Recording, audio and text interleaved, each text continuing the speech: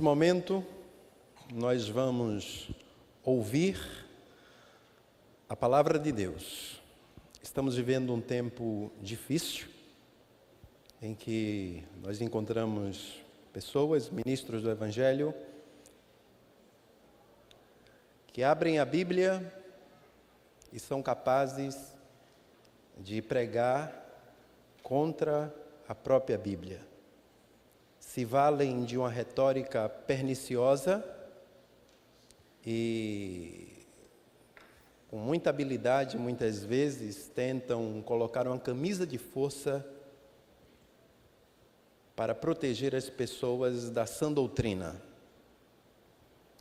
Mas graças a Deus que nós temos homens cujo coração está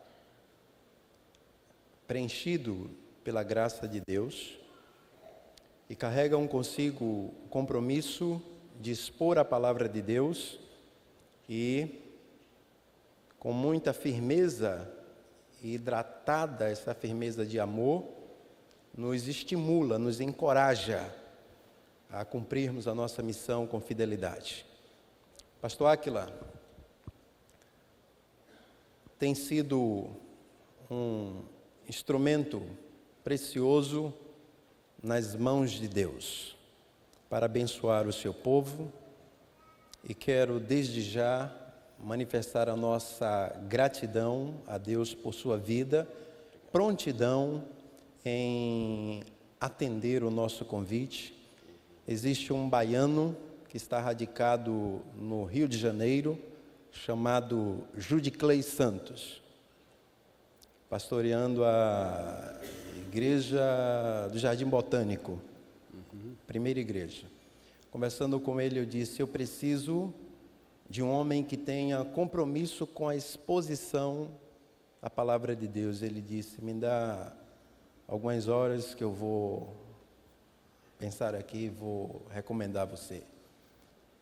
E chegou o nome do pastor Áquila, eu fui fazer uma avaliação, uma pesquisa, que hoje a gente tem essa facilidade, né?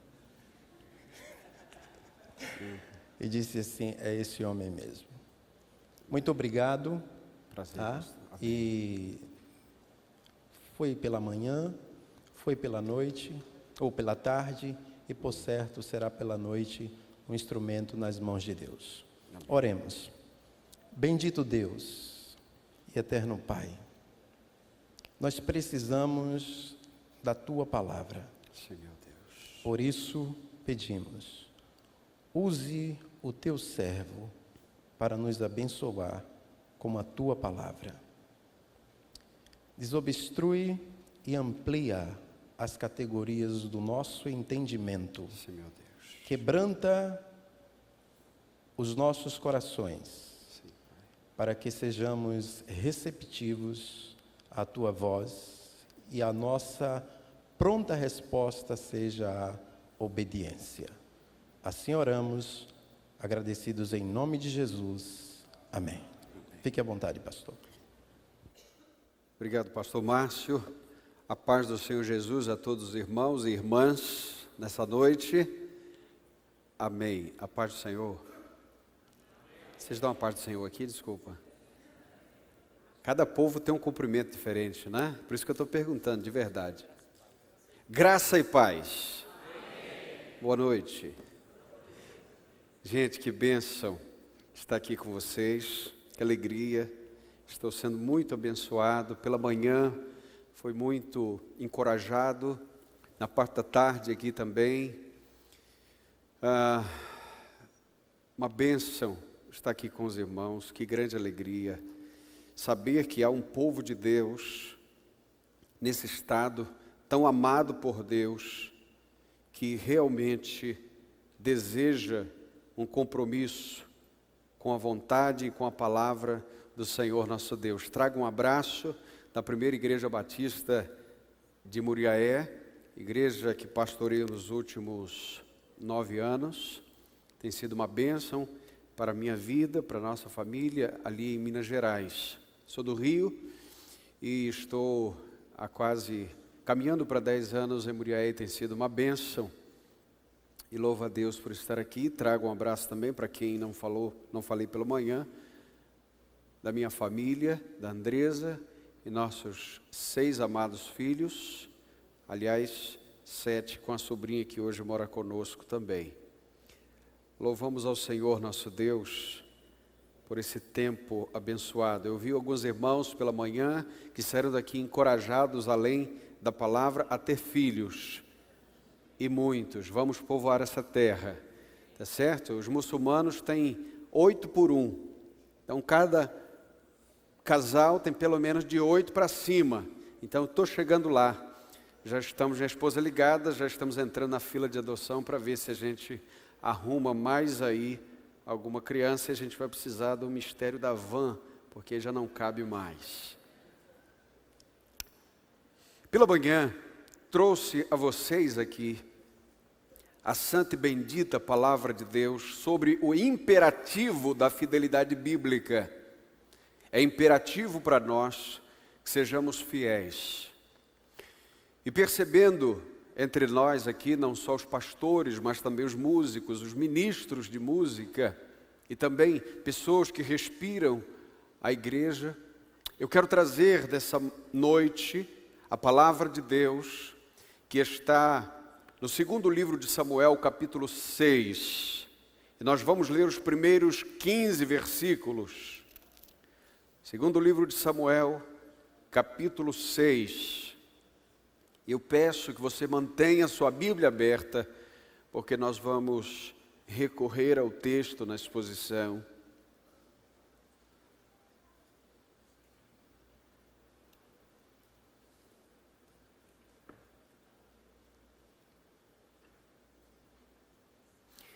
Mensagem dessa noite: as consequências da infidelidade bíblica.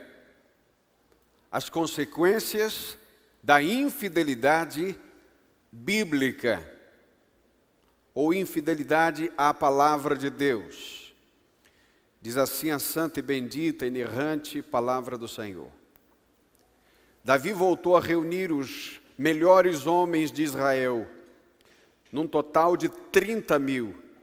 Depois partiu para Baalá de Judá, com todos os que estavam com ele, para trazerem dali a arca de Deus, sobre a qual se invoca o nome, sobre o nome do Senhor dos Exércitos, entronizado sobre os querubins. Puseram a arca de Deus em um carro novo e a levaram da casa de Abinadab, que estava sobre a colina. Uzá e Aiô, filhos de Abinadab, conduziam o carro novo. E eles foram, levando-o com a arca de Deus, desde a casa de Abinadab, que ficava na colina. Aiô caminhava diante da arca, ou adiante da arca. Davi e toda a casa de Israel se alegravam perante o Senhor com todo tipo de instrumentos de pinho, como também harpas, saltérios, tamborins, pandeiros e símbolos. Quando chegaram à eira de Nacon, Uzá estendeu a mão e segurou a arca de Deus, pois os bois haviam tropeçado. Então a ira do Senhor se acendeu contra Uzá, e Deus o feriu por seu erro, e Uzá morreu ali, junto à arca de Deus. Davi irritou-se, porque o Senhor irrompera em ira contra Uzá, por isso aquele lugar passou a se chamar Pérez Uzá, até o dia de hoje. Naquele dia, Davi teve medo do Senhor e disse: como poderei trazer a arca do Senhor? Então, não quis levar a arca do Senhor para a cidade de Davi, mas deixou-a na casa de Obed-edom, o geteu. A arca do Senhor ficou 3 meses na casa de Obed-edom, o geteu. E o Senhor o abençoou e a toda a sua casa. Então informaram a Davi: por causa da arca de Deus, o Senhor abençoou a casa de Obed-edom e tudo quanto é dele. Davi então foi e com alegria fez subir a arca de Deus desde a casa de Obed-edom para a cidade de Davi. Quando os que levavam a arca do Senhor davam 6 passos, eles sacrificavam um boi e um animal gordo. E Davi dançava com todas as suas forças diante do Senhor, vestindo um colete de linho. Assim Davi e toda a casa de Israel subiam, trazendo a arca do Senhor, com júbilo e ao som de trombetas. Amém. Por tua palavra, Senhor, te agradecemos. Por favor, Senhor, carecemos da instrução do teu Espírito agora. Rogamos diante do Senhor a tua palavra. Não nos negues a tua palavra, ó Deus, nessa noite, mas edifica teu povo e glorifica teu nome, Senhor. Em nome de Jesus. Amém, Senhor. O capítulo 6 do segundo livro de Samuel é um dos textos mais indigestos do Antigo Testamento. Não conseguimos compreender numa primeira lida por quê. No meio de uma festa tão linda, de intenções tão nobres, há uma morte que interrompe um culto. Não faz sentido numa primeira leitura. Esse texto certamente não pode ser lido sem o aviso de que um contexto muito claro e profundo deve estar diante de nós também. Esse texto e outros textos da palavra de Deus são tão difíceis. E eu estou certo que inspira a muitos leitores desavisados um protesto na alma. Por que Deus faz assim? Nós não sabemos. Muitas das razões pelas quais Deus promove certas questões, certas ações no meio de seu próprio povo. Mas o texto é claro, e nós precisamos persistir na busca daquilo que o Senhor Deus deseja falar conosco diante de um texto como esse. Nós começamos aqui vendo um culto, e é um culto de festa, não é qualquer culto. E este culto se transforma num funeral, se transforma num culto fúnebre. Davi agora está subindo como rei para Jerusalém, e ele não quer subir sem a presença de Deus. Ele não quer subir sem a arca. E ele está levando a arca de Deus para Jerusalém. E nesse momento aqui, Saul já tinha morrido, e Davi, já reinava em todo Israel, e ele reúne 30.000 de seus melhores homens, e eles estão levando a arca, que estava na casa de um homem chamado Abinadab. E agora, diz o texto, que com 30.000 homens, no verso 1, os seus melhores homens, diz o texto, ele partiu para Baalá de Judá, e ele está levando a arca de Deus, e eles agora com todo cuidado, diz o texto no verso 3, que eles colocam a arca de Deus sobre um carro novo, muito capricho, e o texto diz que eles estão levando sobre a colina, e os homens cotados para levarem esta arca são Uzá e Aiô, filhos de Abinadab, que tinham intimidade com a presença da arca, porque a arca estava na casa de Abinadab por muito tempo. E nós vamos ver isso daqui a pouco.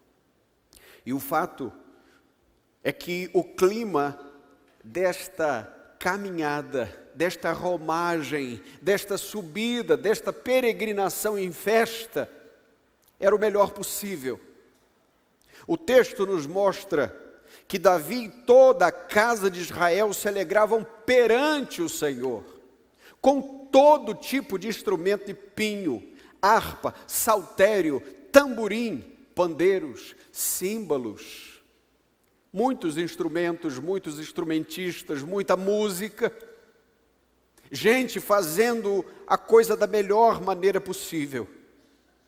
Até que diz o texto que quando chegam à eira de Nacon, isso está no verso 6, acompanha o texto, Uzá estende a mão e segura a arca, pois os bois haviam tropeçado.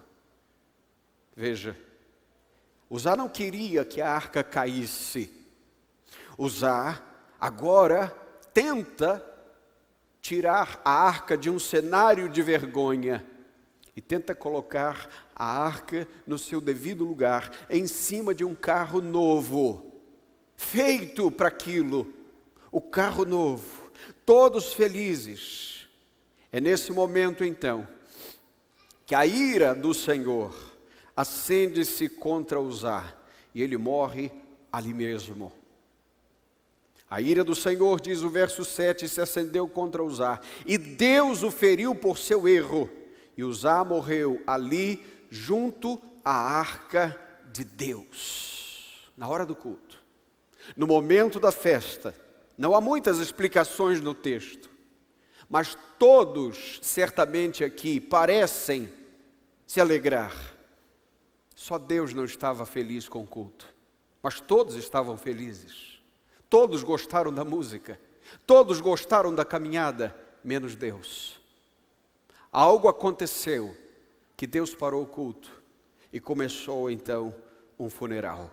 Aquilo que era cheio de vida, agora estava com cheiro de morte. Aquilo que era uma caminhada pulsante, agora está diante de um clima melancólico terrível, de luto profundo, porque Deus mataria alguém apenas por tocar na arca, para que ela não caísse no chão. Porque Deus traria certamente a morte de alguém com uma intenção aparentemente tão nobre. Nós sabemos, queridos, que Deus não tem somente seus princípios próprios, mas Deus tem os seus métodos próprios. E quando Deus mandou construir a arca, Ele deu critérios claros. E eu quero ler para você o que Deus disse a Bezalel, em Êxodo capítulo 37, o texto diz que Bezalel fez a arca de madeira de acácia, uma madeira difícil de trabalhar. A acácia não é um grande arbusto, uma grande árvore, ela tem um tronco muito difícil de trabalhar, e Bezalel teve que ser muito perito para extrair os pedaços de madeira de acácia. E o texto diz que seu comprimento era de 2,5 côvados, e sua largura de 1,5 côvado, sua altura de 1,5 côvado, e revestiu-a de ouro puro, por dentro e por fora. Veja a essência de Cristo no Evangelho, a simplicidade da essência e a beleza aparente nos olhos. Está aqui. E o texto diz que ele fez uma moldura, isso está em Êxodo 37, de 1 a 5, ao redor, e fundiu 4 argolas de ouro em seus 4 cantos, 2 argolas de cada lado. E fez também varas de madeira de acácia, e revestiu-as de ouro, agora ouça, e colocou-as nas argolas dos lados da arca, para carregá-la com elas. Veja o que Bezalel fez.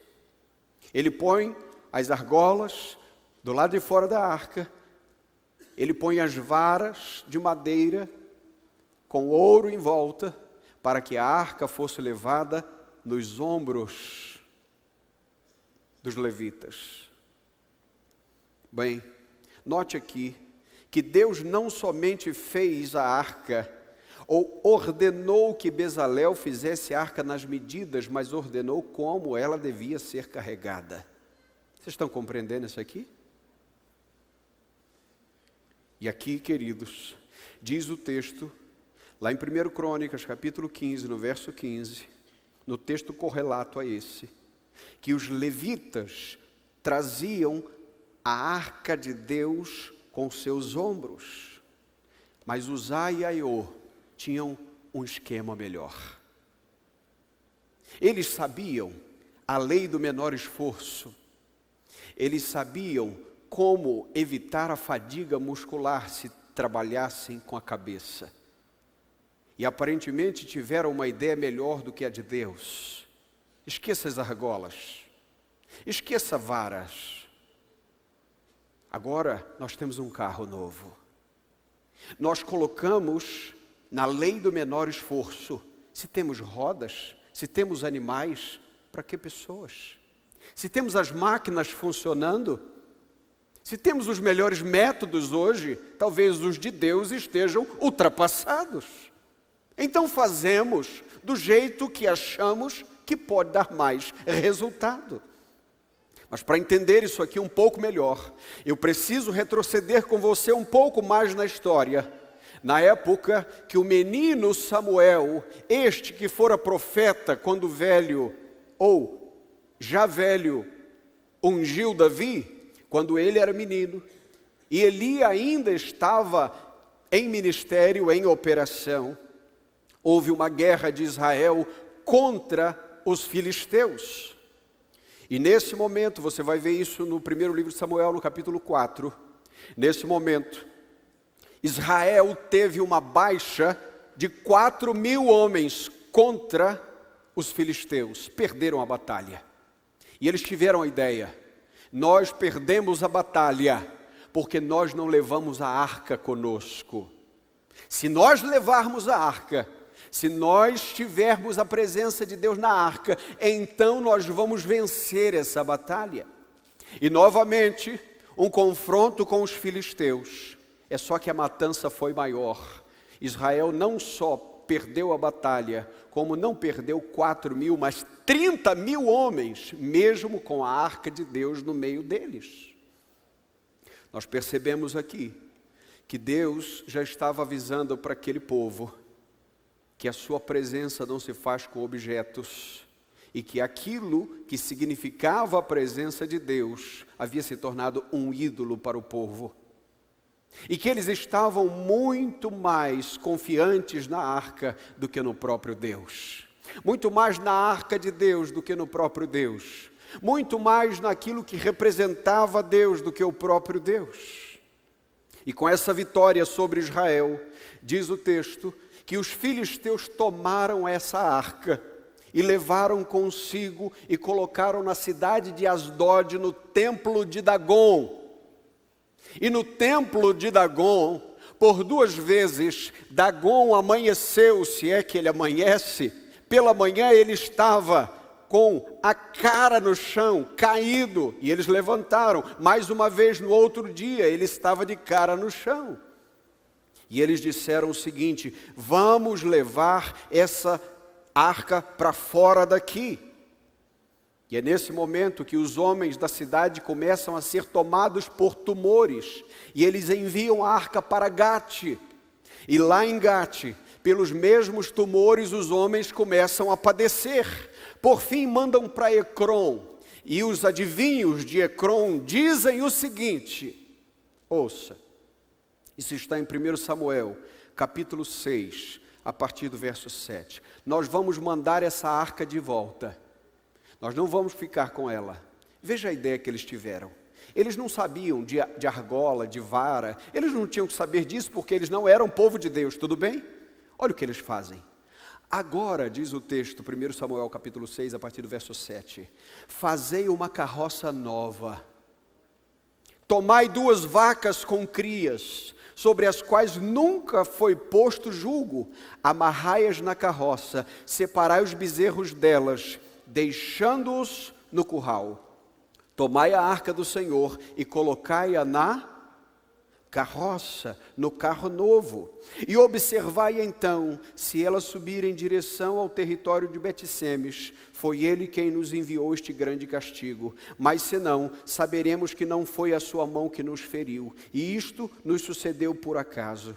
Assim fizeram aqueles homens, tomaram 2 vacas com crias, amarraram-nas à carroça, fecharam os bezerros no curral, e mais à frente diz, então as vacas foram caminhando diretamente para Bet-Semes, seguindo a estrada, andando e berrando, sem se desviarem nem para a direita e nem para a esquerda, e os chefes dos filisteus foram seguindo até o território de Bet-Semes. Agora veja, quem é que carregou a arca do Senhor numa carroça nova?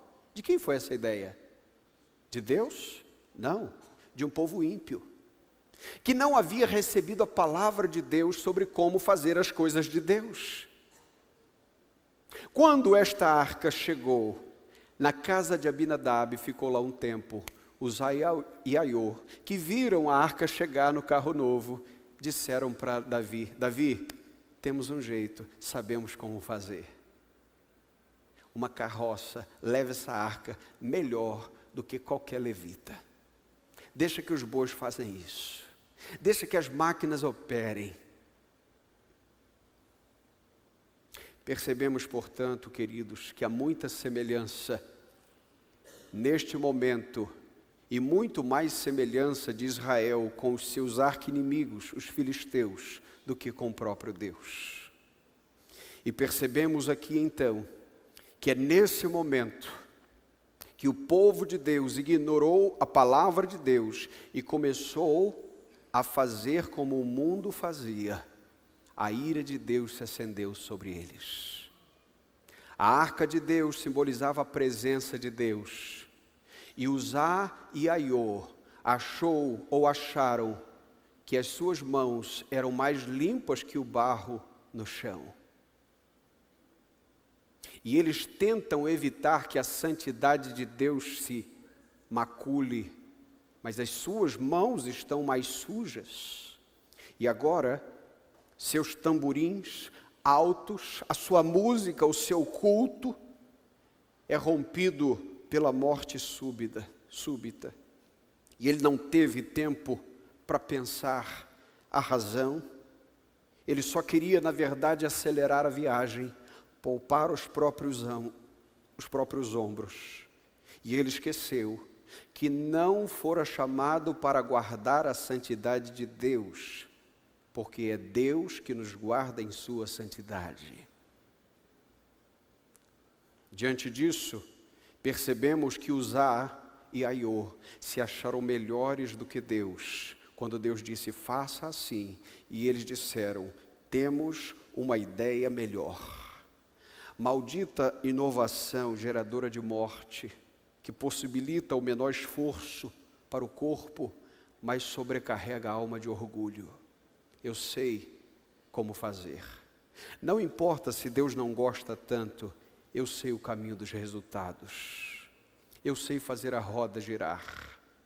Eu sei colocar as máquinas para funcionar no lugar das pessoas. O nome disso? Pragmatismo. Trocar o certo pelo que dá certo. Percebemos aqui, queridos e queridas, queridos irmãos, querida igreja de Jesus, que diante de nós temos muitos métodos fáceis e aparentemente mirabolantes para fazer a roda girar.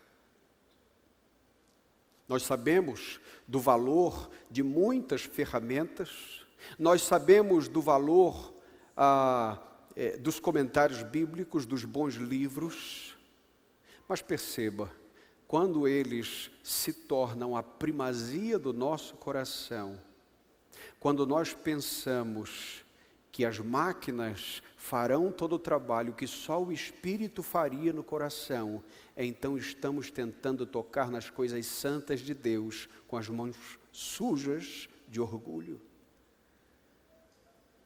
Diante disso, percebemos aqui que os bois e os carros eram um método novo de Uzá e Aiô. Eles estavam procurando as engenhocas que pudessem substituir o labor espiritual.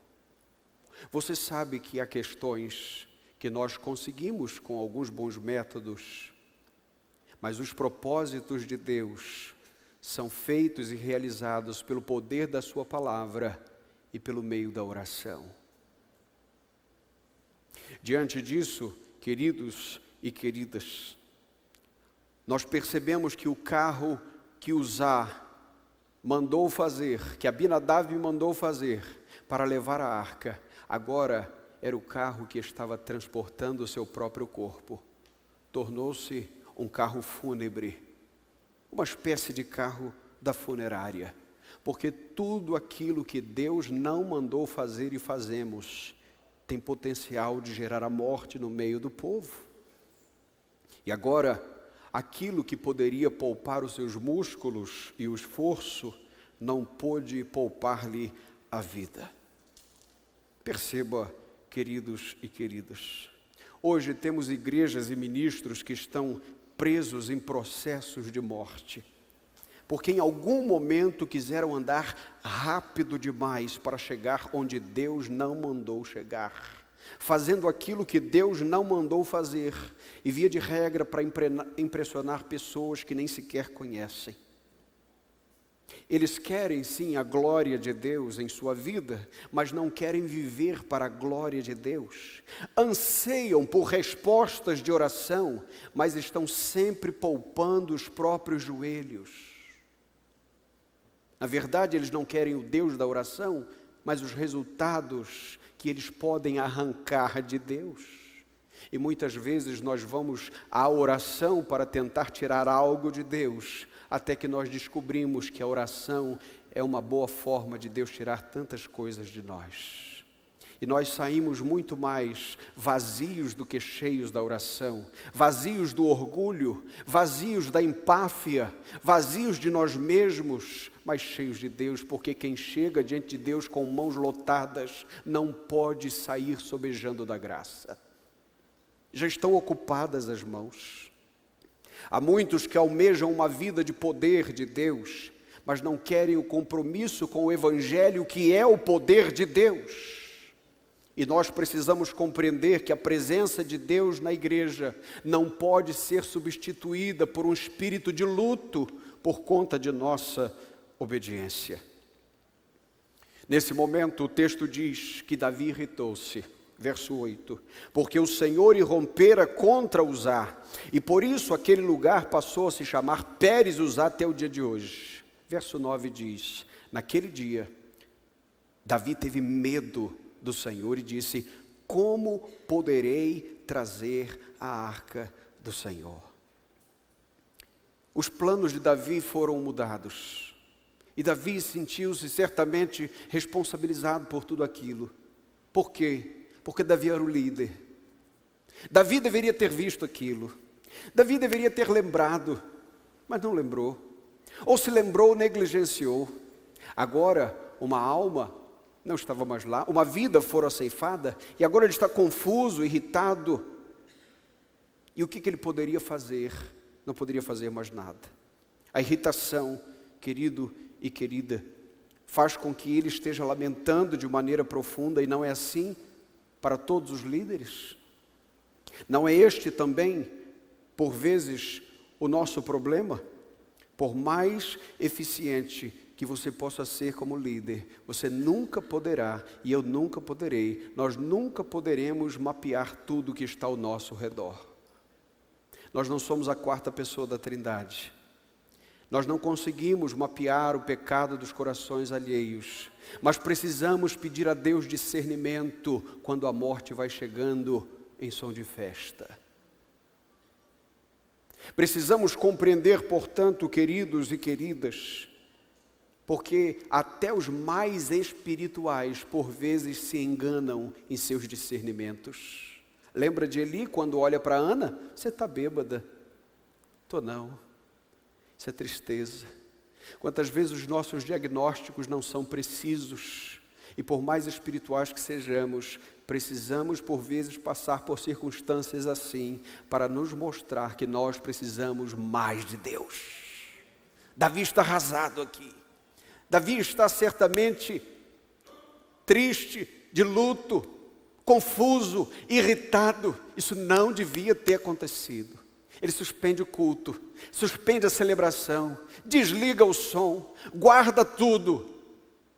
E é nesse momento que diz o texto no verso 10, que então ele não quis levar a arca do Senhor para a cidade de Davi, mas a deixou na casa de Obed-edom, o geteu. A arca do Senhor ficou 3 meses na casa de Obed-edom, o geteu. E o Senhor abençoou toda a sua casa. Veja que Davi que Davi cancelou a peregrinação sem previsão de retorno. Abinadab, a casa de Abinadab por tantos anos foi o lugar da arca do Senhor. E agora um homem chamado Obed-edom, um geteu, provavelmente morava perto dali, alguém do caminho, recebe a arca. E o texto diz que por causa da arca o Senhor o abençoou, a ele e toda a sua casa. E agora essa notícia corre na velocidade da luz. E no verso 12 o texto diz que informaram isso a Davi. Por causa da arca de Deus, o Senhor abençoou a casa de Obed-edom e tudo quanto é dele. Davi então foi com alegria, veja, foi com alegria.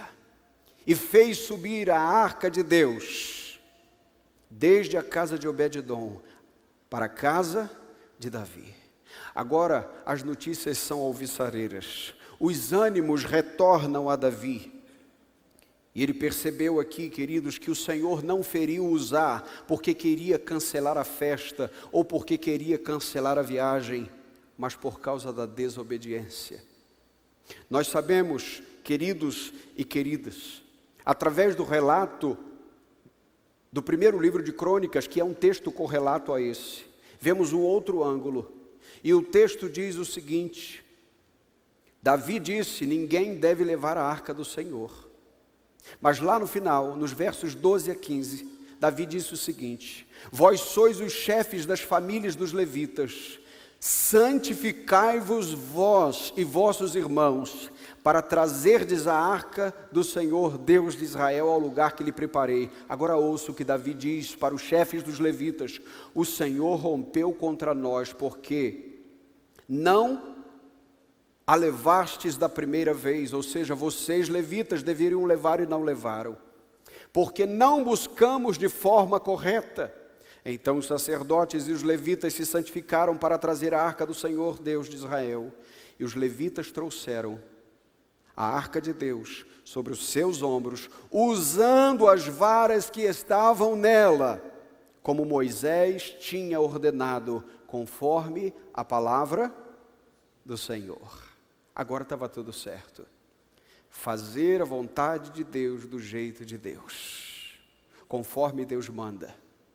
Lembra quando Deus disse para Moisés: você vai ser um libertador do seu povo? Ele diz: pois não, vai lá e mata o egípcio. Não, Moisés, não é assim. Você precisa de mais 40 anos de deserto para se formar em ninguém, em nada. Para aprender que não é com musculatura e nem com habilidades físicas, intelectuais, que o reino avança. Aqui, Davi compreendeu que por mais que haja boa música, bons carros, máquinas fortes, bois, muita alegria, instrumentos, pesquisas na internet, comentários, bons seminários, a obra de Deus não subsiste por conta de ferramentas, mas por conta do poder de Deus sobre os homens. Davi compreendeu, e nós precisamos compreender também, que a obra de Deus não subsiste quando o homem está no centro, mas quando Deus dita as coisas e Ele está no centro. Verso 13, quando os que levavam a arca do Senhor davam 6 passos, eles sacrificavam um boi e um animal gordo. Veja, Senhor, estamos fazendo assim. É assim que o Senhor gosta? Podemos continuar? Meu Deus, nos últimos 6 passos nós pecamos, porque se pecamos, nós estamos aqui pedindo perdão. Está aqui o sacrifício, meu Deus.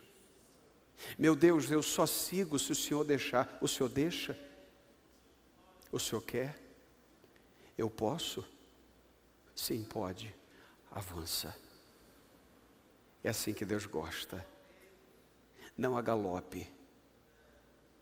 A Jerusalém celestial nós não estamos apostando corrida. Nós estamos trabalhando para que um povo chegue junto de Deus da maneira que Deus ordenou. No reino não há quem chega primeiro.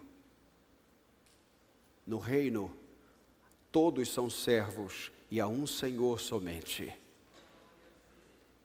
Perceba aqui, querido e querida, que esta deve ser a nossa atitude enquanto crentes. Meu Deus, quero pregar a Tua palavra. Sou eu que devo pregar? Esse é o texto? É o que o Senhor deseja? Este é o livro que devo expor nesse tempo? Meu Deus, precisamos comprar um terreno, precisamos construir um templo. Isso vai se tornar uma Babel? Ou vai ser para a Tua glória? Se não for para a Tua glória, não queremos sair do lugar. Nos reuniremos debaixo de uma marquise, desde que o Teu nome seja glorificado. Em Babel todos se entendiam, até que a soberba subiu aos corações. Em um só idioma, Gênesis capítulo 11, ninguém se entendia mais, porque eles queriam tocar o céu. É um texto pós-diluviano. Tomaram uma planície num tempo onde os terrenos nas colinas tinham especulação imobiliária mais alta por conta do pós-dilúvio. E agora homens tomam uma planície de Sinar, que é Babel, que é o mesmo nome de Babilônia. Você vai ver isso em Daniel capítulo 1, versículo 1. E erguem uma torre. E eles dizem, vamos fazer uma torre cujo topo toque o céu para que o nosso nome se torne famoso sobre a terra. E Deus diz, desçamos e confundamos a linguagem. A partir dali, um pé de tijolo e o outro entende argamassa. Um pé de pá e o outro entende carrinho. E a partir dali, houve divisão no entendimento, Babel. Mas olhe para Atos capítulo 2. Judeus de todas as nações, gente de todas as nações, cretenses, árabes, mesopotâmicos, egípcios, todos ouviam na sua própria língua. É a reversão de Babel, é quando o Espírito opera no meio do povo. Gente que não tinha como se entender, mas se entende pela presença graciosa do Espírito de Deus. Podemos, meu Deus, esta semana de 6 dias, chegamos no dia do Senhor. Meu Deus, fizemos tudo certo. Estamos aqui para recarregar as nossas baterias e ouvir a Tua palavra. Podemos andar mais 6? E Davi dançava com todas as suas forças, diz o verso 14, diante do Senhor vestindo um colete de linho. Assim Davi e toda a casa de Israel subiam, trazendo a arca do Senhor com júbilo ao som de trombetas. Davi não está com uma vestimenta real. Davi está vestido como uma criança, com uma túnica de linho simples, porque Davi percebeu que diante dos reis ninguém é rei, é só servo. Ele estava vestido como um servo, como escravo, como uma criança, como ninguém. Quem olhasse de fora jamais poderia identificar Davi como rei, mas na sua alegria todos poderiam certamente identificar a presença de Deus na vida dele. Nós temos aqui, portanto, 2 cultos que se arrastam até hoje, que se apresentam também hoje. O primeiro culto é o culto do pragmatismo.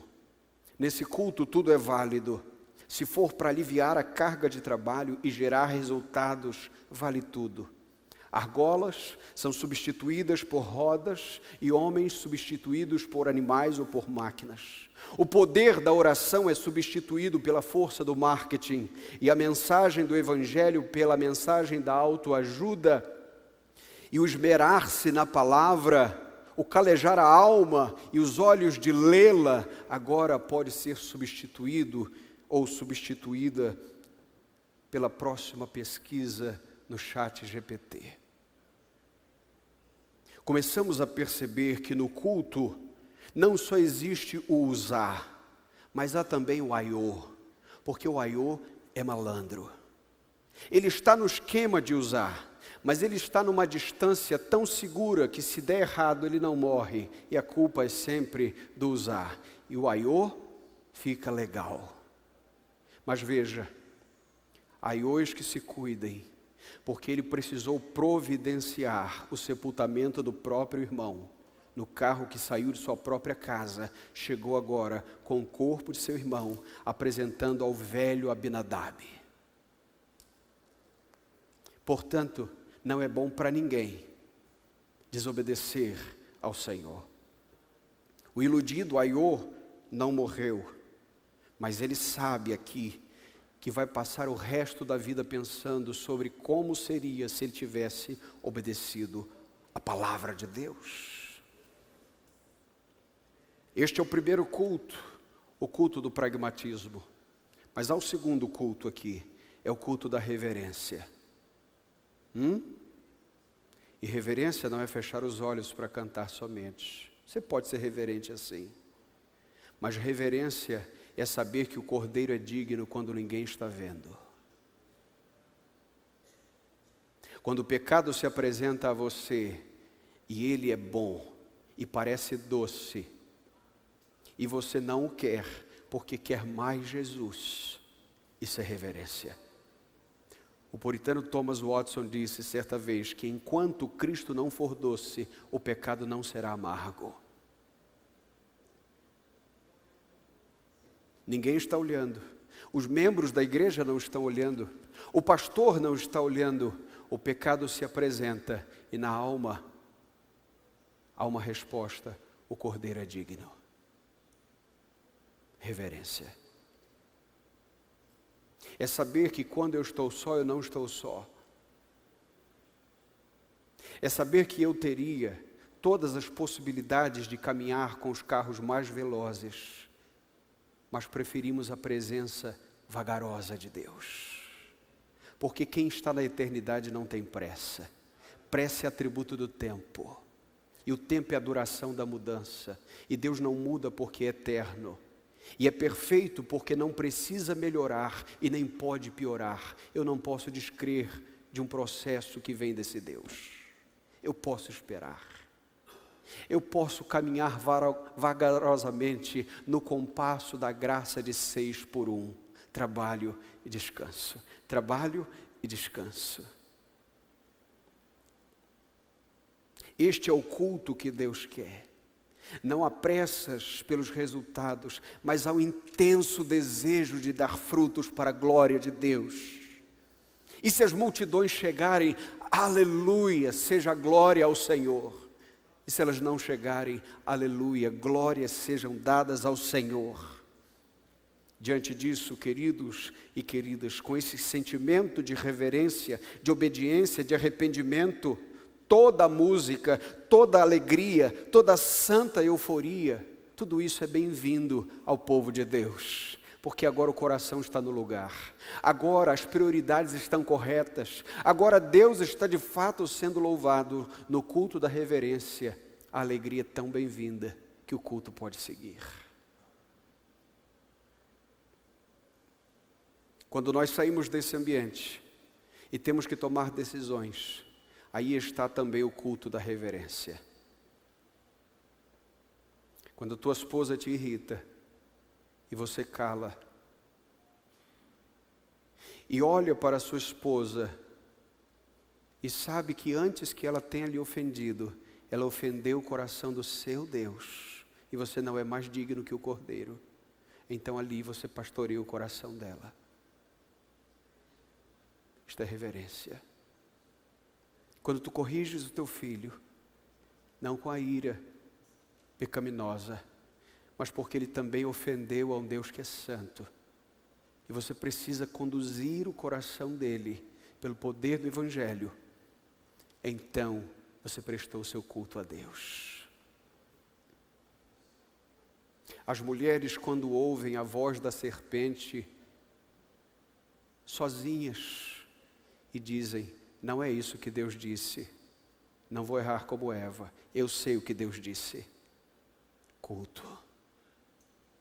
Os homens estão no trânsito, uma mulher com pouca roupa passa, e você viu que ela passou, mas o cordeiro é digno, deixe-a ir.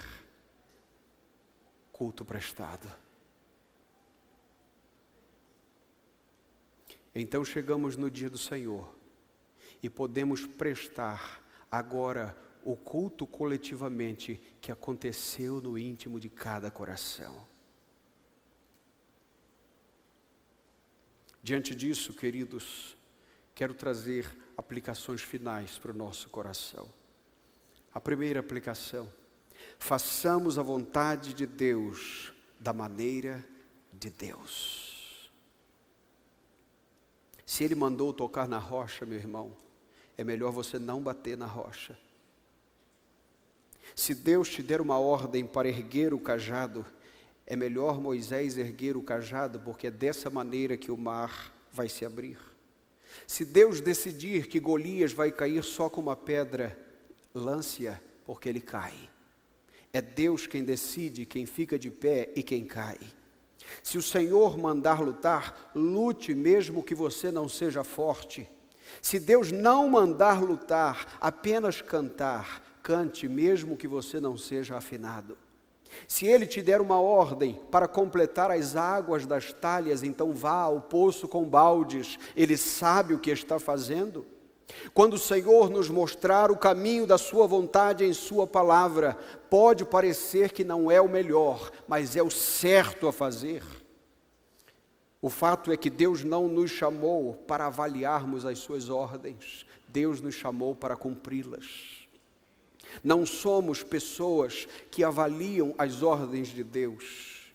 Deus ordenou que Noé fizesse uma arca enquanto nunca havia chovido, com as medidas corretas, e a arca não tinha que ser bonita, ela tinha que ser segura. Nem sempre as ordens de Deus são plasticamente bonitas, nem sempre tem um paladar dos melhores, mas no final tem um doce maravilhoso. Do Salmo 40, versículo 8, Senhor, gosto de fazer a tua vontade. Está aqui diante de nós, queridos e queridas, a ordem de Deus para que façamos da maneira de Deus. Não era mais fácil para Uzá e Aiô levarem a arca nos ombros, mas essa era a ordem de Deus. Não é mais fácil fazer o culto que agrade a Deus. E aqui, nós não estamos prestando um culto que agrade a nós, mas que agrade ao Senhor, porque Ele pediu o culto para si mesmo. E chegamos então à segunda aplicação. Se a primeira é fazer a vontade de Deus da maneira de Deus, a segunda é que nós devemos evitar o culto do pragmatismo. Fazer o certo, trocar o certo por aquilo que dá certo. Nós não devemos priorizar as formas de culto que sejam aparentemente atrativas. Lembremos que culto da igreja não é para atrair pessoas, mas para glorificar ao Senhor, nosso Deus que está nos céus. Culto não é estratégia, culto é mandamento. E está na palavra de Deus a maneira que Deus gosta de ser cultuado.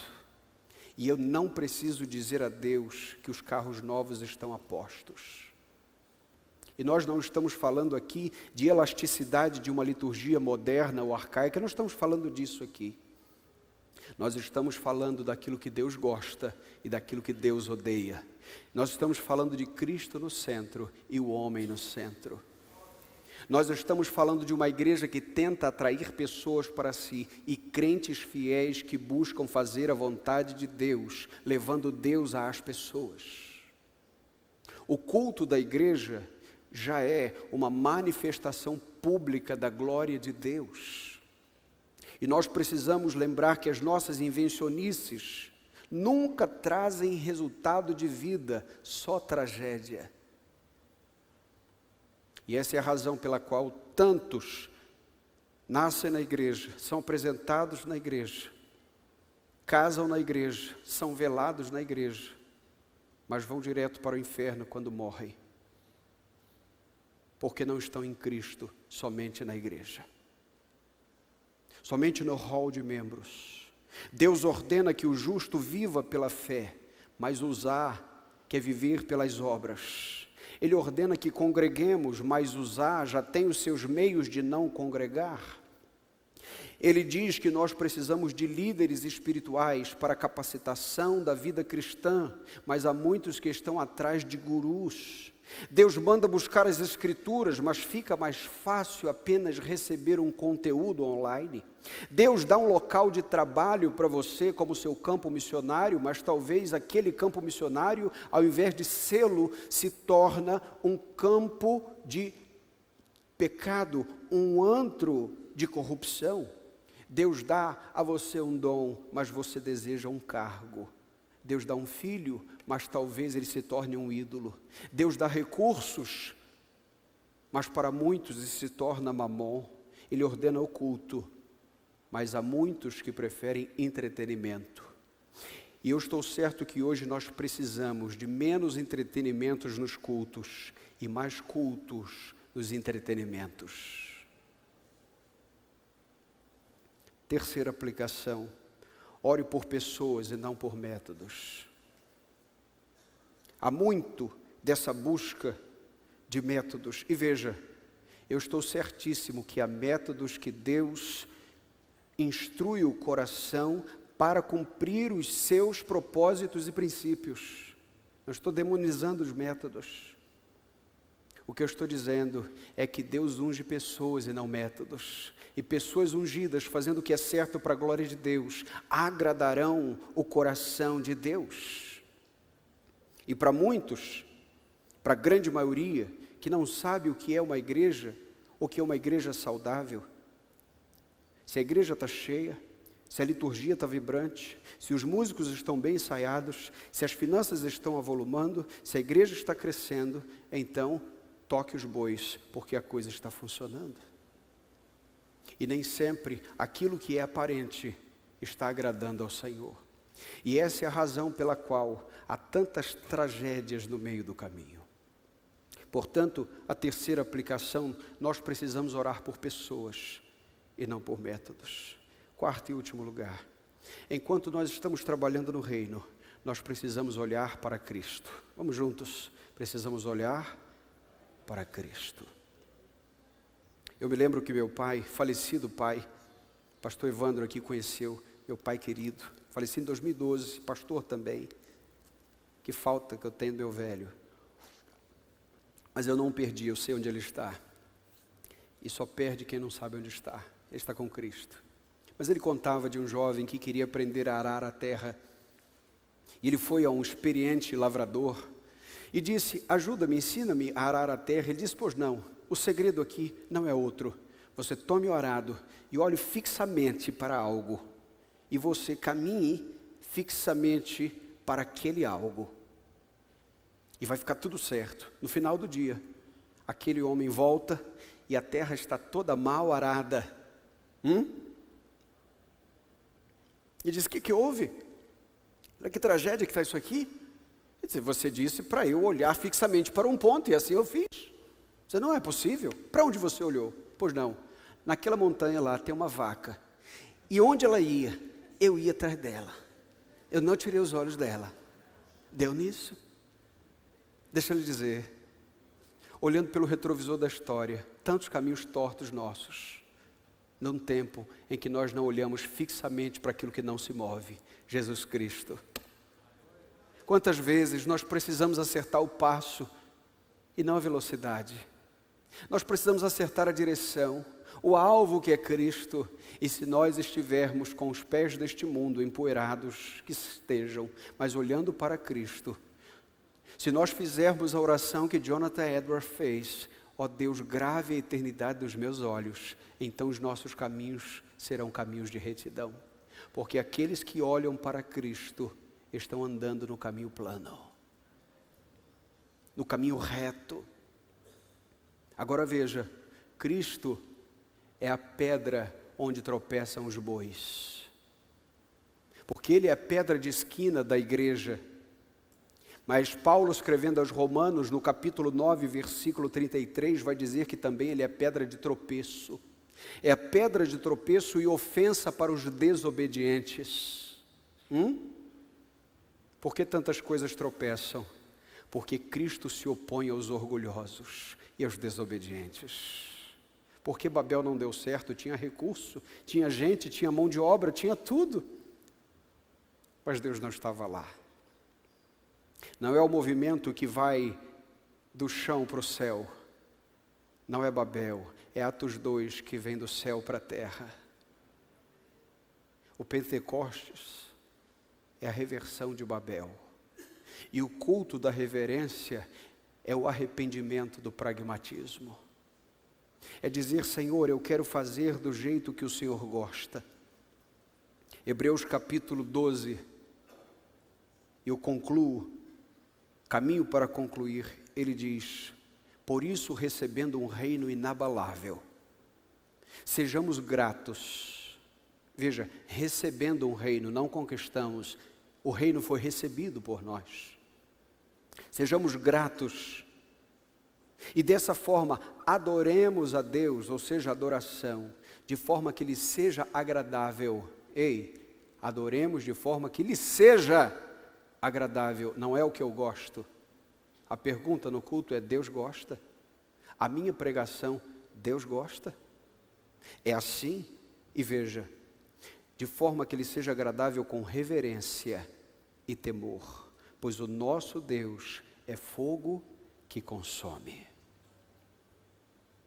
Quantas vezes, queridos irmãos, queridas irmãs, querida igreja de Jesus, o Senhor nos tira as possibilidades das mãos e até dos recursos, porque sabe que se nós tivéssemos um pouquinho mais, nós acreditaríamos nesse pouquinho mais e deixaríamos de acreditar no Deus de toda a graça. Me lembro do falecido e querido e saudoso Tim Keller, de ter trazido aqui no Rio de Janeiro, quando veio, uma história que para nós fecha de maneira muito importante o nosso entendimento. Me lembro da história que um homem que com seu machado se propôs a derrubar um bosque e começa a derrubar esse bosque. E quando ele vai dando com o machado na árvore, o pássaro foge para outra árvore para montar o seu ninho na outra árvore. Então ele chega na outra árvore e vai com o machado. E ele foge para outra árvore. E ele está quase pronto, mas ele vai com o machado. E ele está resoluto a derrubar todas as árvores até que chega na última árvore. E ele não tem piedade. Ele dá com o machado e aquela última árvore vai ao chão. O que o pássaro faz? Tem que voar.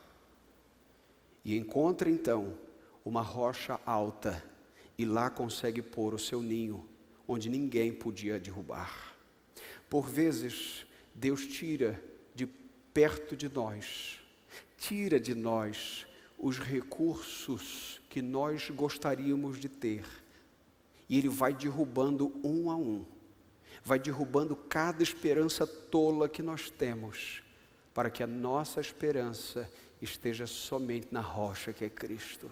Então voamos para Ele, rendidos, porque não temos nada além de Jesus.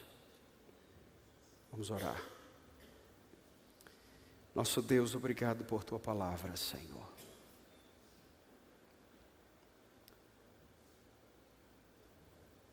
Tem misericórdia de nós, meu Deus. Tem misericórdia de mim, Senhor. Quando penso que é o meu braço, quando penso, ó Deus, que se eu tivesse algo mais, seria tão bom.